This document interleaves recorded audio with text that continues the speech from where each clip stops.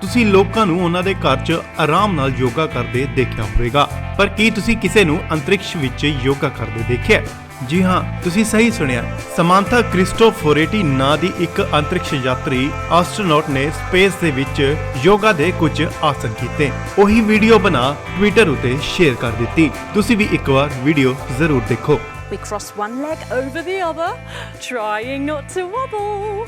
We crisscross our fingers, wrap them around and sit down nice and deep in our eagle pose. What a lovely twist that really challenges our balance here on Earth.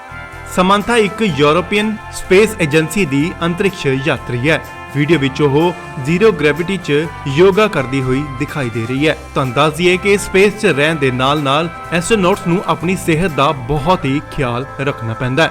ਬਹਰਹਾਲ ਇਹ video ਕਾਸਮਿਕ kids ਨਾਂ ਦੇ ਇੱਕ Twitter page ਤੇ post ਕੀਤੀ ਗਈ ਹੈ।